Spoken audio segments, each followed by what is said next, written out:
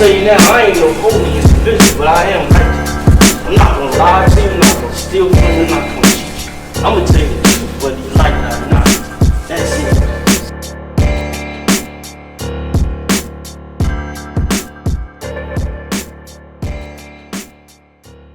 What's good, my digger?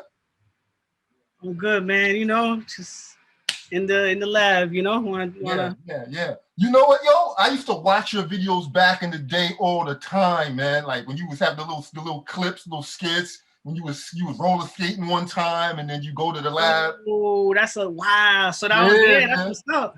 I stopped. That was like a good 10 years ago. Yeah. Yeah. Oh, that's what's up, man. So we go back. Yeah, I used to love them joints, man. Love them joints. Like you would pull the record back and catch a little quick little clip. Yeah, that was before the whole thing like exploded. That was like right before it just went crazy. Yeah. So the email that you actually the email that you sent, it was Beat Bandit, whatever. Right. So what happened? Here's a quick story. Sad story, but what happened was the reason why I started is because I was part of a production group. It was me and my best friend, Metaphysic. Yeah. You remember him? Yeah, I remember. I told you. I followed you from way back. Oh yeah. So yeah. So yeah, that was my partner. We went to junior high school together. We knew each other when he was 12 years old, and so then he passed away. And when he passed away, I just stopped. I just went cold turkey. I went into like a big depression. I didn't want to do nothing no more. This is before I had, I was married, but I didn't have my daughter yet. You know what I'm saying? Right. So I just went cold turkey. I stopped doing everything, and just huge depression, life reflection. You know what I'm saying? Like all that stuff. I hit the books. Got into just all types of just learning, education type of stuff. You know what I'm saying? And that's basically what happened. It was crazy too, because I wish I would have never stopped, because it would, like the trajectory of where we are now with YouTube and everything, it would have been like crazy. But the best part about it is that you learn, you know what I'm saying? By all of these, you fall and you learn and all that. But yeah, man, that's you're one of the few people that know me that far back when my name was Danger. Yeah. Before it was Fifth Seal, and he actually gave me my name before that. My real name is Jerry. So back in the days, my DJ name was JP, Jerry Productions. So I used to scratch the Blase record called Danger. And then he was like, yo, your name is Danger. So that's how, and then at the time, it was just so many dangers. It was like Danger Dog, Danger Cat, Danger A Train, Danger 4 Train. Like I was like, there's too many dangers. And everybody's thinking that I'm doing these records. And I was like, nah, it's not me. So I just switched the name. I had to change it up. Right. So are you still rocking out with the MPC 2000 XL, or have you upgraded since then? Yeah, I got the live now. Can you see it? Can you see it back there? Yeah. Okay, you rocking with the live now. The portable one, if on my IG. So that's why. So it's dope, because now I could go all over. What I'm doing, I want to go in every single borough. So I'm starting. You know what I'm saying? I'm starting home in Brooklyn, and then I'm starting in my neighborhood. Then I'm going to the next neighborhood, Coney Island, Brownsville, Bed-Stuy, Bushwick. I'm just trying to go everywhere, and then I'm going to hit Queensbridge, South Side, Left Rack City. You know what I'm saying? I'm starting, and then I'm going to go uptown to Manhattan, and I'm going to do Manhattan, Lower East Side, all that, just banging on a portable joint. Sure indeed. So, what was the first piece of equipment that you started making beats on, and how long ago was this? So this was 1995. Metaphysic. We was in high school together, and he was a DJ. His name was DJ Liz, and he came to me with a cassette tape. He was like, "Yo, check this out," and the cassette tape was Fat Joe's Ain't Nothing But a Hustler, Gamble. I forgot the name of the song. But I remember it was a Fat Joe acapella with a different beat. And we know what that's called, a blend. Nowadays they call it a mixtape. well, that was called a mix, but not, anyway, you know, everything just changed up. A mixtape is something different, but back then it was I was like, yo, how did you do that? And he was like, oh, this is, he took 2 turntables and he, you know, a mixer and blended it. So he was like, this is what you need. So I started making beats on that sampler. If you could see it in the background, you can see it? Oh yeah.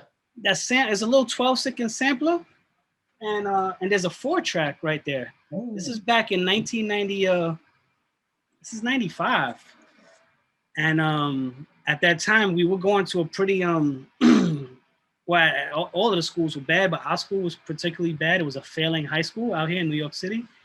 Excuse me. And what they did with the failing high schools, because the city is kind of crazy, they want to try to make it look like it's not a failing high school. So they said, all right, this is what you want to do.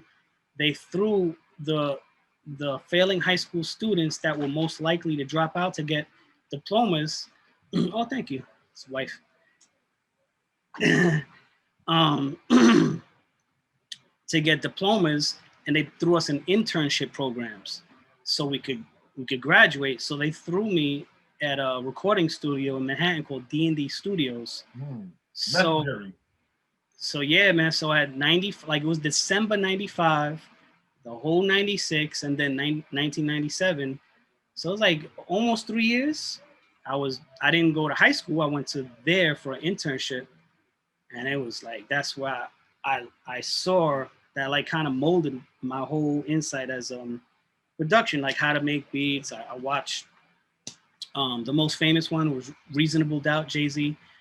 I saw Ski Every Day. Moment of Truth was there. That was like 96, 97 I was done. So I seen all of that stuff. Evil D, Mr. Wall, the Beat Miners, the boot camp, they was an A and all of that.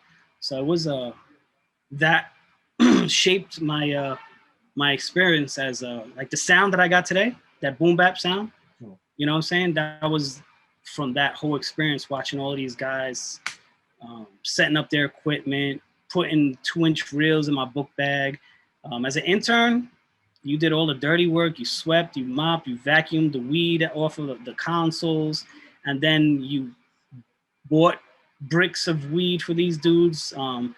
And then you would, they take the 2-inch reels, put it in my book bag. It was on 37th Street. Are you familiar with Manhattan at all? A little something, yeah. I'm from Long Island originally. Okay, yeah. So you know, so on 37th Street and 8th Avenue, you could basically walk. That was all like recording studios at that time. So they would go to Quad, and I would just walk to, I think it was like 48th Street and Broadway, and then I would go to EMI on 23rd. I was constantly going downtown to John Street. That was Rockefeller's small little tiny office. 2-inch reels in my book bag, and on the subway, just going all over. And so that's how I learned my little 4-track and the sampler, and that's how I learned how to step it up. To answer your question, then in 1999, I bought my MPC 2000 XL. Gotcha. Yeah. So I see the records in the back. I mean, are you still digging in the crates, or are you e-digging? What do you prefer nowadays? Nah, I don't e-dig. Everything is straight from vinyl. I got like vinyl for years to sample, because you can manipulate just the same song over and over, just chop it, flip it backwards, filter it, you know? Right. So yeah. So you don't really have to go out doing too much digging, because all that can take up too much space in the home, you know? Yeah, nah, I mean, I'm literally good for like this is maybe 10% of my records. I got another room, this is all vinyl. Right. Yeah. Wow. Yeah. Wow. So what about you? I'm sorry, go ahead. Nah, go ahead. Listen, I'm listening. I was like, you ever mess with the drum machines? You mess with the beats? Oh yeah, I make beats too. I was on the MPC 2000 XL since 1999. Oh yeah, that's when we were, when it was brand new. Yeah. That's when I got it. Yeah, it was $1,400. Yes, yeah, it was a little more because I bought it fully blown with like the sampling and the 8-outs. You remember that? Yeah. So I still got the 2000. I transferred. You could transfer everything from the zip. I don't know if you can see in the background. Right. The zip disc right there. Yeah. Yeah, I transferred them into the little SD cards now. Oh wow! So now I'm rocking with the MPC Studio. And so it's the same thing like the live. Okay, yeah. I like the workflow. It's easier, and I can send beats easier now. Yeah, the tracking. You just put it in a folder, zip it out. Right. How do you like the studio? I love it. I love it. I'm not going back. I love it. It's fun. Yeah, you can't go back because once you expand your knowledge on it, you know what I'm saying? Definitely. So with drums, are you still sampling drums or vinyl, or do you mess with kits? I mean, what is your preference? Yeah, I guess it's because of my my age, whatever, or the ways I learned and I saw things. I got all, once again, behind me, this section right there is all break beats. So that's like this is my setup. So when I turn around, I'm making beats right here, and I got the drums access, you know, right there. When I'm making beat, I want everything quick. I'll throw on a drum loop, chop it up real quick, and you know, in studio it has the I got the waves bundle, so you know, you throw the SSL plugins, throw a quick preset on the kicks, and then on the studio, can you what is it called? Flatten the pad. Yeah. You could do the flatten. So that's what I do. I'll flatten the pad, save the preset, and then I'll have like a folder of fifth seal drums, or you know what I'm saying, like kicks and whatever, and they're straight from vinyl. So when you listen to my newer beats, they punch, or all my beats, because of I believe it's because of the vinyl. You know what I'm saying? It gives it a certain And do you stack your drums? Do you stack them? Absolutely, I stack them. I stack the vinyl with like the kicks with low ends, like subs. You know what I'm saying? Yeah, true indeed. So like, what are the BPMs of your beats? What's the range do you usually stick with? 80, maybe 70, 77, 75, possibly to 101. Like that Big Daddy Kane type of, you know. Right. When he was, ain't no half step. Yeah, definitely. So I noticed you're real chop heavy. Do you ever just take a record and just loop it, or everything has to be chopped? I always start off with a loop, always. Okay. And if the loop is fire, it just stays. Oh, okay, cool. You know? yeah, because I know some people say that, you know, looping is cheating, and you know, you really didn't do nothing if you just looped. And I was just wondering how someone of your status feels about that, since you're pretty much an OG in the game, you know? Nah, it's whatever's your opinion or your taste, you know? Music is like food, you know. Some people like Spanish, Chinese, Jamaican, whatever. You know? So so with the boom bap, I know you don't have to put so much into it, like as far as like making the beat. So like how many tracks is each sequence, will say, for like your beat? Like you have sequence 1. How many tracks do you use for the most part to complete a beat? That's a good question. So I'll just do a quick of a typical beat. All right. So let's do a real. So I got a loop, right? Let's just say I got a loop of an organ. So that's track 1.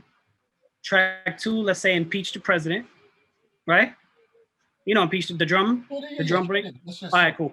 So track 2, impeach the president. And now what I'll do with the drum loop is I'll find the low end for the kick. So I'll put the low end, you know what I'm saying, the sub kick, match it with the kick, boom, boom. All right, now I'll find a hi-hat that's kind of similar to impeach the president and throw it under the drum loop, right? Then you got the ghost kicks, same thing, just layer the ghost kick a little, and then find a snare, a real clean snare. You know what I'm saying? Because it's a dirty drum break, and then you take that with a clean snare, and it gives it a nice, like, punchy sound. So you mix in the old with the new, and these sounds are coming from the MPC studio, what you would have, or me, it would be the live. You know how it come with those clean sounds? Right. So I would use those under that. So you got the so every single sound I just said would be a track. So you have the drum loop, impeach the president, track 2, hi-hat, track 3, kick 4, snare 5, sub kick 6, and then now we entered the era of VSTs. Right. So then 7, I would try to put some sort of chord progressions underneath to match the loop. So 7, 8 tracks. Right. So with all your experience of being in D&D, I know do you mix your own beats? You probably do, correct? Yeah, absolutely. Right. So was it hard to learn how to mix your beats, your own beats? No, because I was a DJ first. So when you DJ, you gotta you remember the signal flow, how you know, in the red and the green. When it got hard is when it switched from analog to digital. Analog good to be in the red. Like it gave it this the word they call it now is called saturation. Are you familiar with saturation? I'm familiar with the term though, but not that deep. So saturation changes the dynamics of a kick when it hits the red. When it does that in digital, now it kind of distorts it and it gives it a distorting sound. So when I was going from analog to digital, I was always distorting. Everything was in the red because I came from that world. So I had a like I'm still learning. Like every engineer, I get their numbers and I learn from them about signal flow and where to peak, the range and all of that. So well, if as that transition was a little weird for me, but now you know it's 20, maybe 15 years later. You know. Now, do you feel like now that you know more and more people have in-house studios that the mixing is not as tight as it used to be? Find that now because people have their own studio and a lot of guys are able to just get a studio, make beats. So it depends on who. It depends who the artist is. You know what I'm saying? Right. So more, I think the music is being put out there more, and without. Yeah. So the answer is yes, absolutely. Answer because if there's a high quantity of people just pushing out without really the knowledge of what they're doing.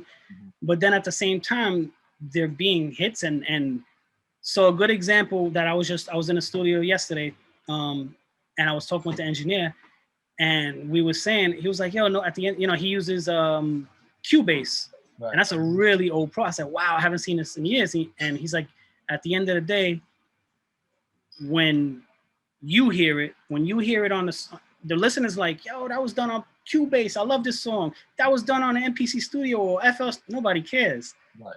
So the average listener, it really doesn't. That, you know, for us, people like us, I think that's the problem on our side, is that it's hard for us to enjoy music because we can hear hi-hats hurting your, you know what I'm saying, or a low end distorted or something like that. But yeah, I think the answer is yes to your question. Right. True indeed. So, you know, when you were going digging, like, what were some of your favorite genres to dig? You know, how did you decide to buy this record? Was it the cover, the instruments on the back? Were you familiar with the label? How were you doing that? That was real easy. Once again, my age plays a lot into it. I was born in the 70s, raised in the 80s, survived the 90s, and everything else is easy from there. So, growing up, so I'm Puerto Rican descent. So my father had a lot of soul records. So this, the Motown, that sound has a lot of orchestra in it. So I was drawn to orchestra and melodies. So that Motown soul sound, and then you have even though Latino, I'm terrible with Spanish. So they call them boleros or romanticos in Spanish. So it's very similar to soul, where they have a lot of orchestra. So soul and the Latin, those two, particularly the Motown, you know, that sound right there. So that if I would see that Detroit map on a record, like Diana Ross, you know what I'm saying? You dig in at that time. If I see that Motown, that map of Detroit, I'm not even thinking twice about it. I'm just buying it. And they were cheap. They were like, you know, I would go downtown by Delancey. There was huge spots on Delancey by the on Manhattan side, the Lower East Side. There was just stores and stores of record stores. And then on the other side, on the Brooklyn side, same thing. Right. There was so many record stores, and they were like 50 cents, 25 cents. And I was just buying $30, just taking bins and yeah. So right. So I know by the label. So I would look at the label, and if I didn't know the label, I would look at the cover, and if the dude looked funky, you know what I'm saying? Like, let me show you real quick. I got a good one for you. He's sitting right here. You sure? I mean, tell me this don't look funky to you. Oh yeah, you already know he got some. Ooh. So I see some dude just staring like you know this is And one he of looks those. smooth with it. You see how smooth he look on the cover? Yeah, like, you know, you see something like this, Right. and I picked it up, and this joint got fire on it. You know what I'm saying? Like, right. So, Now, are you the type that listen to the record in the store, or do you just take it home? Nah, I take it. I mean, it's if you ain't got nothing to do the oh man, if you ain't got nothing to do the whole day, hold on. If you ain't got nothing to do the whole day, you just sitting in there, you know, needle dropping. Most of the time, I would just when you just know what it is. You know what I'm saying? You can look at the record and yeah, just like that. When I brought that home, I was like, whew. Yeah, you already knew. Just yeah. The whole look was like. What about you? You did the same thing? Yeah, I usually go by the covers. If the cover is funky or it speaks to me, and then I may look at the year. You know, 60s, 70s. You know, depending 60s and 70s that was it, right? Anything in that time? Yeah, definitely. So the next one I want to ask you is like bass lines. Do you think every beat needs a bass line?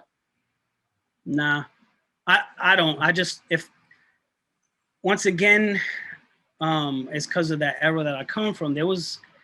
I'll give you one of my favorite beats is Capone and Noriega's Bloody Money. You remember that? Yes. Ding ding ding ding ding ding ding ding ding ding ding ding ding. That's a Rocky sample. You know, that's from Rock. So anyway, the whole point, it has impeached the presidents. There's no bass line. It's just that piano with the kicks, and underneath the kicks, there's that low end, the bottom, and that's all you need. Absolutely. So I want to get to the business of beats. Like, do you prefer like when working with an artist, right? Do you prefer to like just sell beats flat out, or would you like to do like partnerships and splits? Because if you've noticed nowadays, a lot of partnerships are coming up. It'll be a producer and an MC, and they put out a project. Or do you prefer to just one off with a couple of beats to this person, a couple of beats to that person? Or would you rather just collab and do put a project out in splits? Both. I do both. Okay. Yeah, I do both. Me and Breeze Ever Flowing, we did a project maybe 2 years ago. I missed that one. Yeah, it wasn't really put out there like that, but it's fire. It was in 2019. But anyway, the whole point is we just discussed. We said, hey man, we got together and just did exactly what you said. You know, you throw it on the streaming, and we just do half and half, whatever, and we work together as the business side. And then on other projects, I meet all the time people on IG just DM me, hey, I want this beat, or I want to lease the beat, or I want to own the beat, and you want to lease it, $29 for whatever, this amount of rights, whatever. I really try to make it like super easy for the I don't know, for the young kid, you know what I'm saying, at home, who just want a fifth seal beat. Here you go, $29, do what you want. And then his friend maybe wants that, or somebody in California, or it's a lease. They just renting the beat, and the same beat could go a long way, just financially. You know what I'm saying? Right. So are you producing full time? Is this what you do? Yeah, absolutely.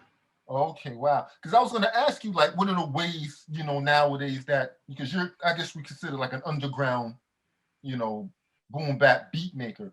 What are the ways that people like yourself can get paid? Is it just through selling beats? Is it putting out projects? What are other ways that y'all can get paid within the realm of beats? So, what I got going on right now, I have the leasing on my website, fifthsealmusic.com. Right? Write that down.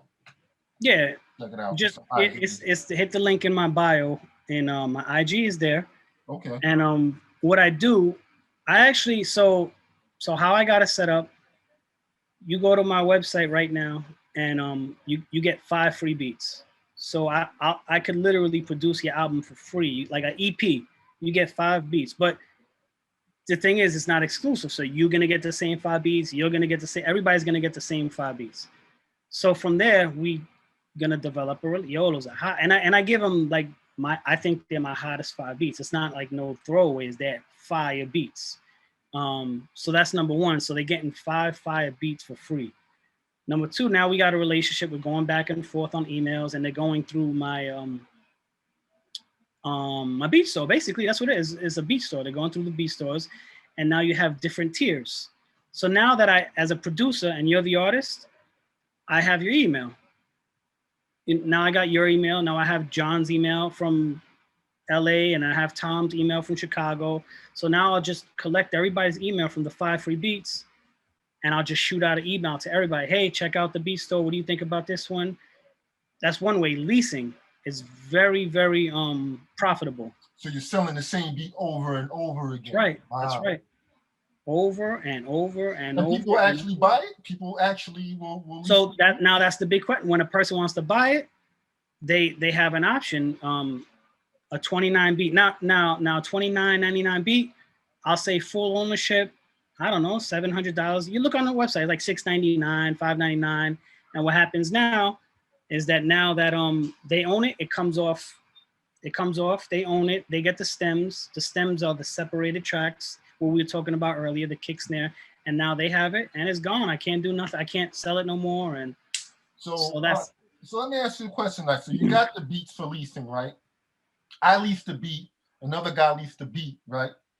But this guy over here comes along and says he wants to buy the beat and have ownership of the beat. What happens to the other two that have already used the beat? It's not theirs. So they have to take that, whatever they used it for, they have to take it. They don't own it. They don't own it. He owns it. It's kind of like what's going on with NFTs is real similar. Yes. Are you familiar, like how the NFT? I'm learning about NFTs. It's more like artwork, and if you sell it and if someone else sells it, you still get a portion of that, correct? Yeah. And not only that, well, NFTs is just basically saying that you have the little stamp saying you own it and they don't. Right.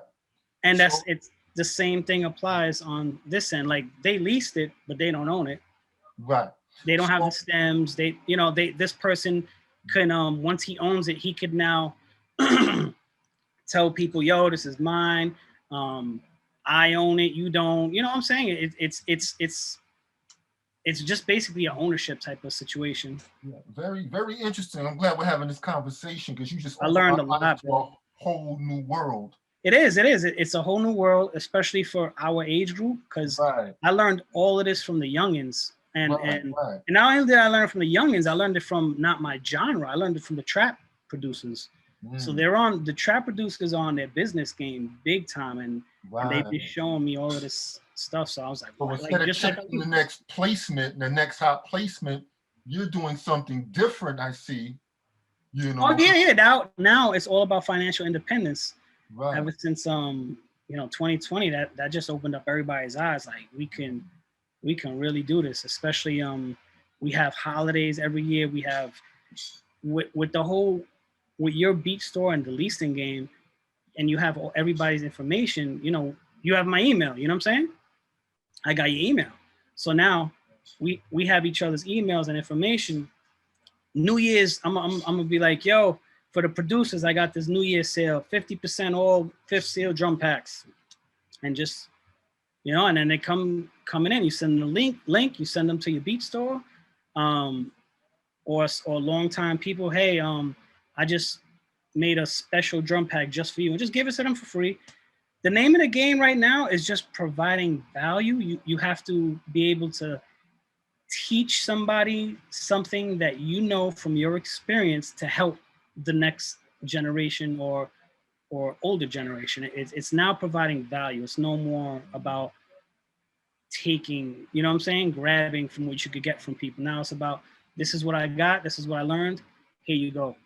Make it better than me. And that's what I've been doing lately, like showing everybody little tips and tricks, how I do the MPC, what I learned, break beats. That seems like a lost thing right now. So I'm showing a lot of people how to, the break beats that we grew up on.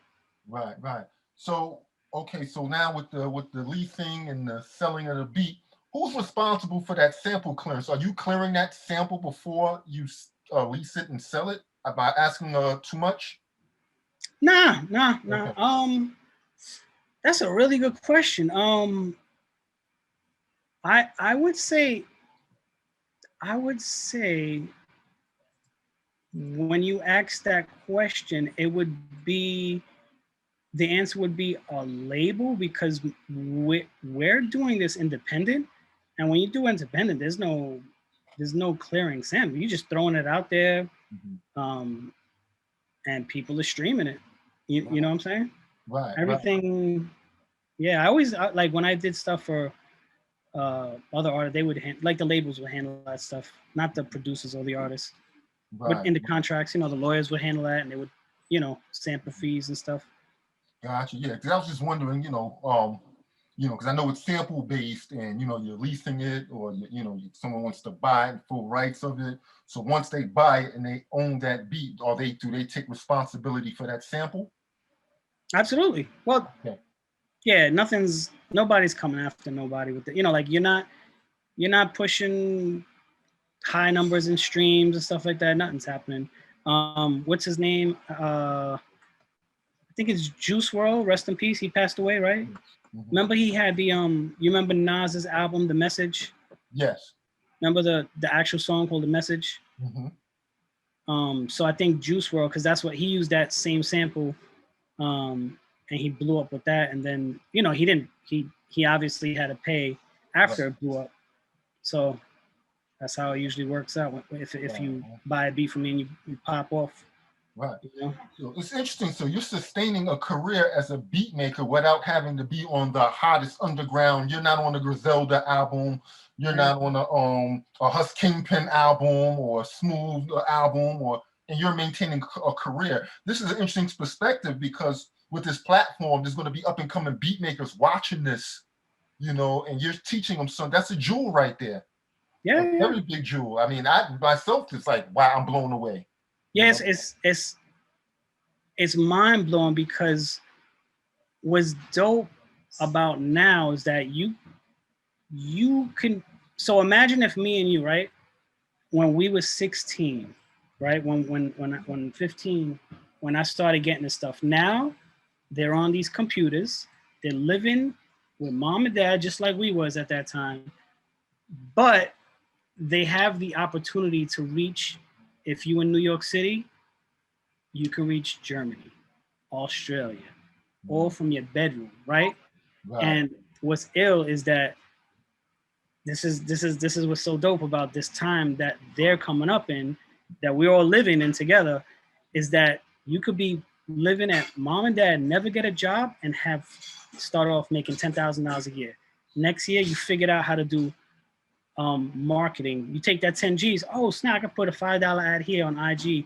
And are you familiar with Facebook Pixel and all that stuff? No, I'm not. I'm learning everything. No, it's no big deal. So I'll just do a quick review, like a preview. So if I market directly to you, right? Your ad comes on let's just use Facebook, right? I mean, IG. So you're scrolling, right? And then all of a sudden you scroll, you see that little sponsor thing come up, right? You ever see those? The sponsor, and then you see me outside banging on the pads. You know what I'm saying? I'm banging, and you see my daughter. You're like, oh snap! Yeah. But now it says sponsored. You're like, oh snap! So now what you do? I just stopped your scrolling. What I did, I put $1 or maybe $5 into that ad to reach for, I don't know, 1,000 people for a certain amount of days, and after it runs out, it's gone. But I just hit you, right? It hit you, boom. So now your thumb hit that button, and now you clicked on my ad, and now there's something called Facebook Pixel where it would retarget you again. So you can target people according to the genre of music that you make. What do I do? So I'll make a group of people, and in the group you tag them. So it'll say something like this. It'll say Gangstar. I'll type in Gangstar, and it'll say 100,000 people in Germany, right? So then I'll type in Wu-Tang Clan. Same thing, 100,000. So now I just have 200,000 people, right? And I'll keep doing that. Jay Dilla. I'll just do to the genre that I know that that my sound, that boom bap sound, in Germany, just Germany. So now I just hit 400,000 people in Germany. $5 just reached those people out there. You know what I'm saying? Right. My $5, when I put that into an ad, reached those people, and now I'm gonna generate that into me. Right. So that's how that whole thing works. And link them into the website. It will come to your IG, and then what you want them to do, you click hit that link up top, which I haven't done yet. I'm working on the ads, but eventually, right now, you're gonna see me. Hey, this is blah blah blah, whatever. Good looking out. Hit the link. I'm gonna give you whatever. I'm gonna do a little quick 30-second commercial to drive them in. Yeah. Yeah. This is, like I said, a lot of that stuff. I'm 47 years old. I'm old too, so I'm learning as I go. I'm studying. I'm Googling things, looking it up, watching YouTube videos. Let me tell you something. The 20 somethings, and they got the marketing and the business side on smash on stuff that we never, because we were doing this for fun and I just got on KRS-One's album, but now this billions of dollars where you don't need you don't need the go ahead, you can come by, it's all right, say hi, look, you can come and say hi, look, here's the superstar. Hi. Salute, how you doing? She's doing in all the beat videos.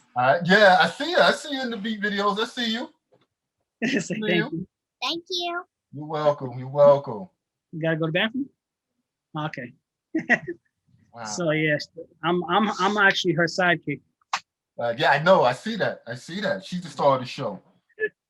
So yeah, what was I saying? What was I was Yeah, you were just saying how they got it on Smash, and now it's just... Yeah. So yeah, I'm saying I'm catching up to them. They're teaching me, and they got on Smash because they have a different opportunity where you could just be at home in your room and learn this, versus now we're adults and we have to be looking at our parents like, oh, you don't know how to use a cell phone, and now we're learning about pixels and how to do ads, and they're like, oh yeah, this ad, this is how you do ad, this is how you market to somebody, and it's just normal for them. Right. Once you get it though, if you can learn, I think if you can learn that, right, everything else is easy, because this is, Yeah, man. You remember how to I mean, when you first looked at an MPC 2000, you was like, oh my goodness, I knew nothing about making beats. I just wanted to make beats, because I used to rhyme. Yeah. What was your rap name? Oh man, I was Shipwreck. Shipwreck? Remember like G.I. Joe Shipwreck? Yeah. The Evil Twin Brothers. Right. I had so many names or whatever, and begging people to get in their lab and all, and I got tired of it. So I said I bought it. I was gonna buy the AirStar 10 because a lot of people had it. So when I tried to order off Musician's Friend. Where in Long Island were you? Well, this is when I had moved down south. This is when I graduated from college. But I'm originally from Freeport and Hempstead. That's a big hip hop community out there, man. Oh yeah. 8+ was big out, right? Remember 8+? Prodigy, Rock Marciano, Smooth. Then you got De La Soul. Yeah, man. I saw some dope. I think like a hip hop Long Island doc with man, what's his name? Biz Markie. That's how. Yeah, Biz Markie. How he would come in from Long Island and bring a lot of the MCs from Brooklyn, Bronx, Uptown, and he would bring them out to Long Island. And it was I gotta try to find it, but yeah, it was like Hempstead, Freeport, Roosevelt out there. I never been out there, but I just know it's crazy. It's not that far. Yeah, we're like 20 minutes away. Cause you're 20 minutes, right? Literally. But yeah, man. Yeah, East New York. Yeah, near the J train, right? Are you near the J? I'm over by the 3. Okay. New Lots. Gotcha. Yeah. I lived all over there. For the wealth of knowledge, man. Like, I mean.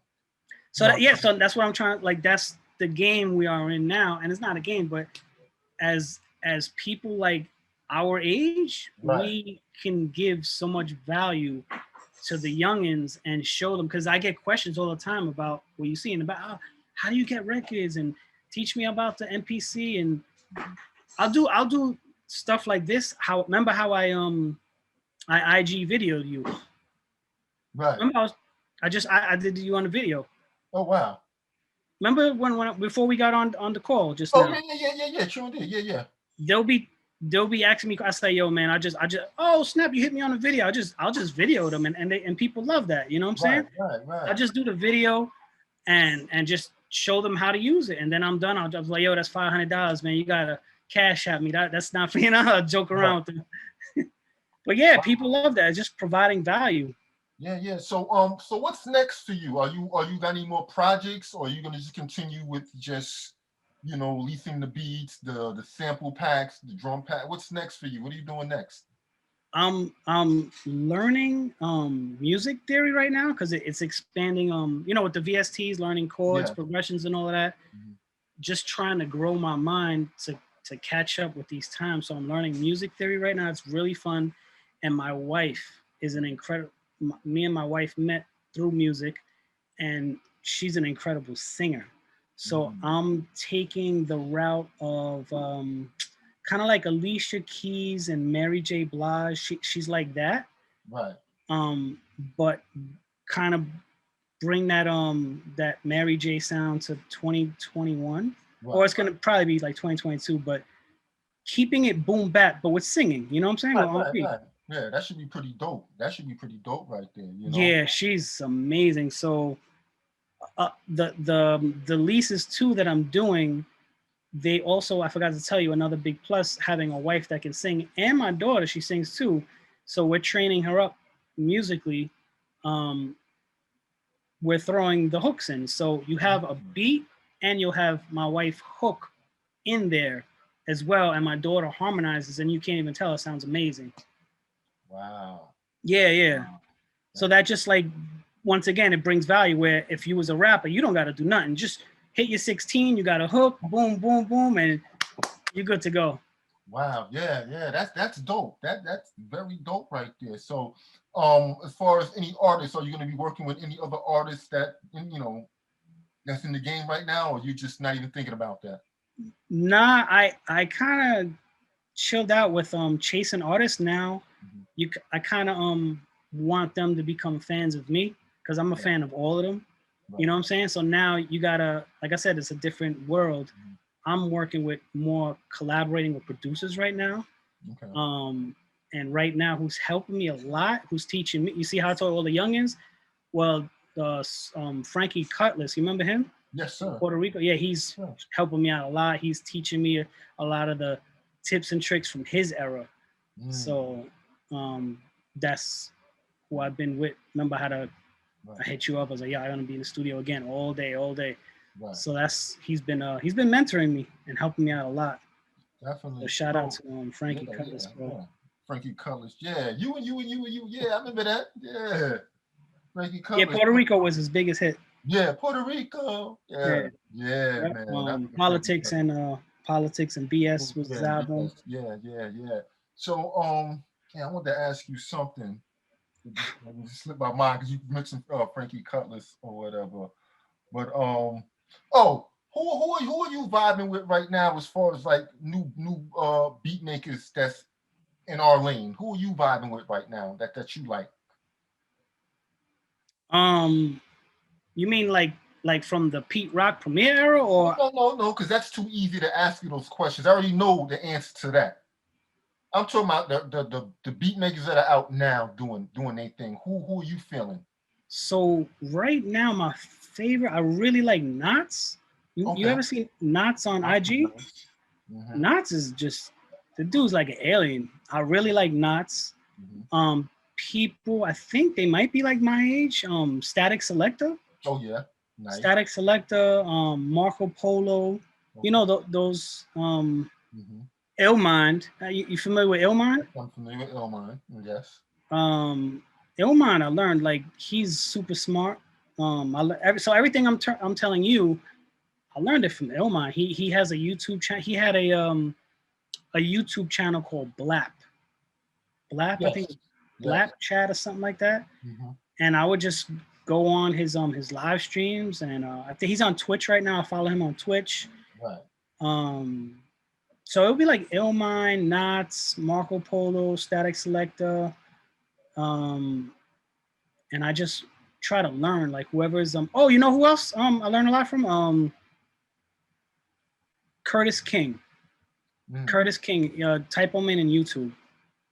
I would consider him a trap producer. Right. Okay. Yeah. Okay.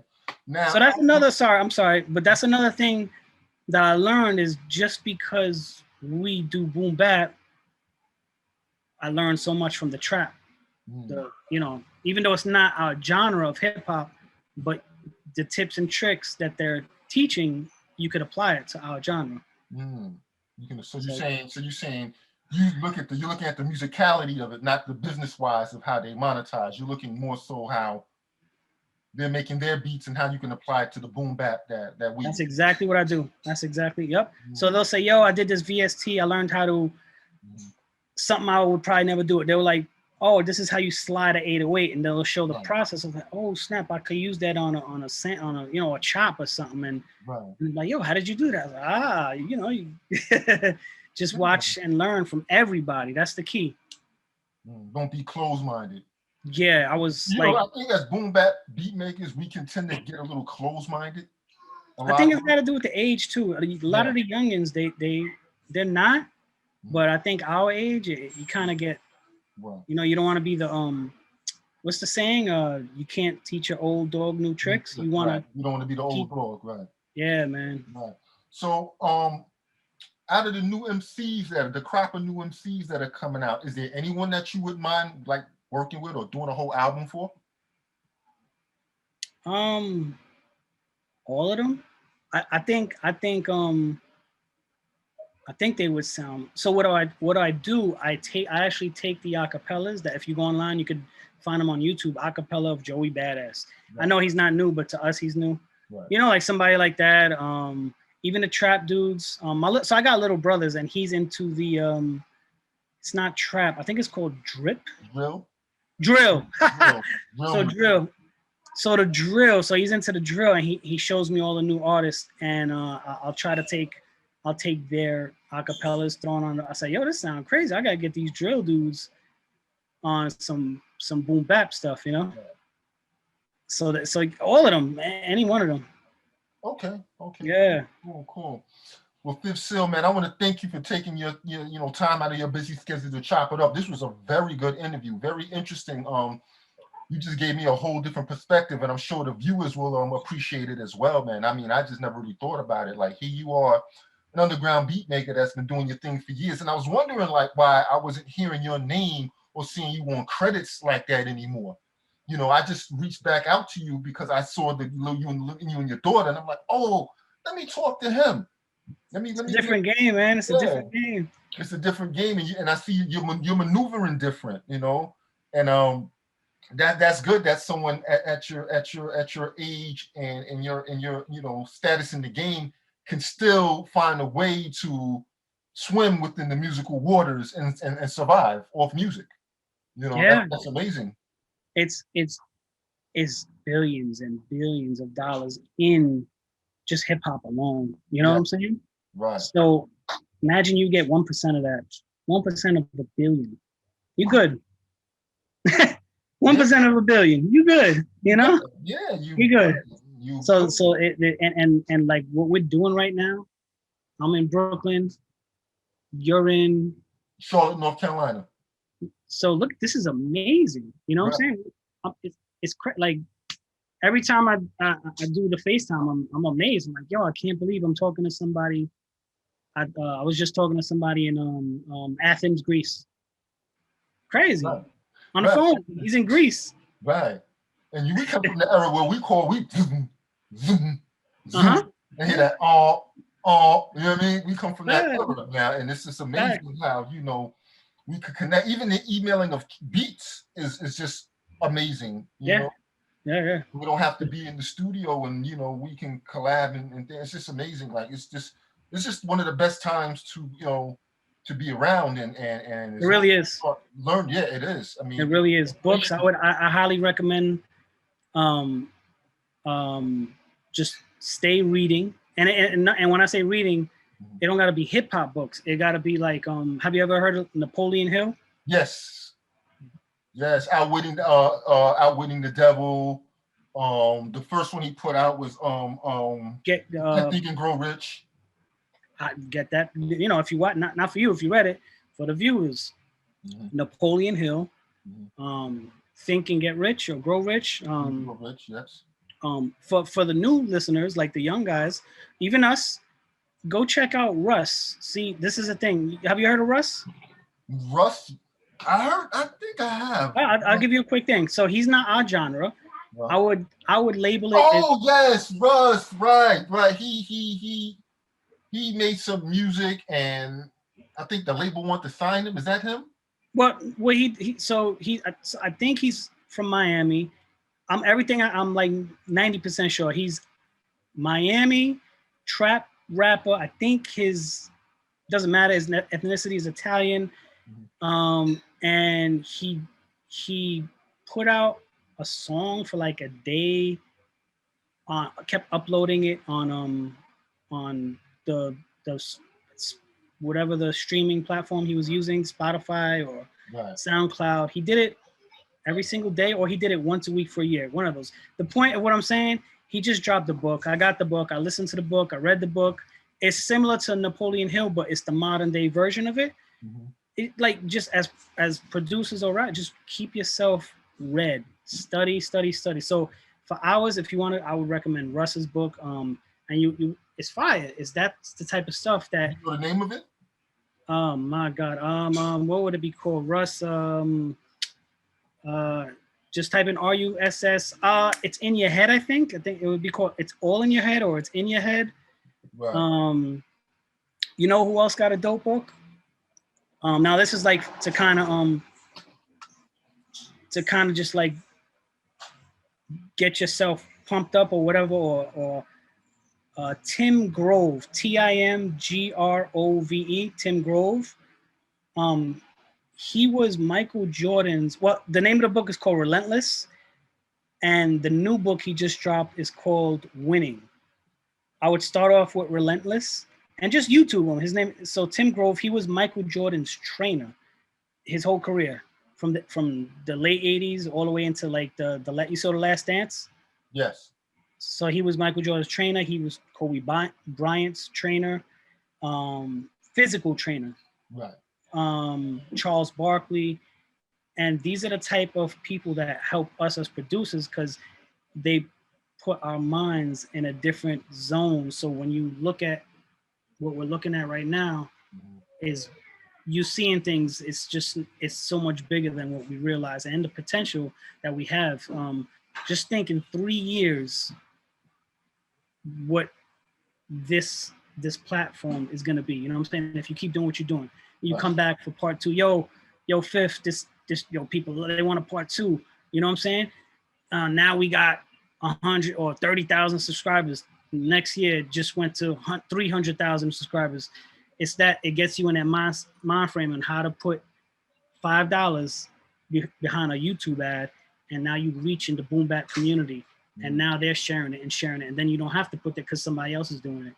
So value, that's the number one thing. Read and provide value for your future YouTube videos. Got you. Listen, Fifth Seal, yo, I appreciate this so much. Yeah, me too, man. It was a pleasure, I love doing these. This is fun. Yeah, likewise. I mean, I'm amazed, because I've interviewed a lot of producers and beat makers, but this by far I would say was really one of the best interviews. Thank you, man. Thank you. I've had, man. Like, yeah. I told you, I said, let's do it fun. I want to have fun, man. Yeah, definitely, because it's coming from 2 older guys. You know what I mean? And you've done a lot more. I do beats as a hobby. It's just something fun I love to do. And I just love hip hop. Whether I'm doing it, reading about it, talking about it. This is just a passion. So that's key what you just said, and that's the most important thing, is that you really have to have fun, and you gotta have for those who are gonna read the Napoleon Hill Think and Grow Rich, you gotta have, he talks about a burning desire. So this has to be a burning desire. It's gotta be a passion. You can't want to do it for money.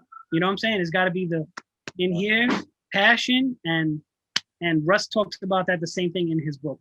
Right. This doesn't feel like work. When I'm doing all these interviews, like I said, it's some days I've had so many interviews booked that I haven't even been outside. It doesn't feel like work. It's just fun. I love. Yeah. So you got to send me the links too, so I can help you out. I'll put a, you know, I'll put them on the IGO new interview.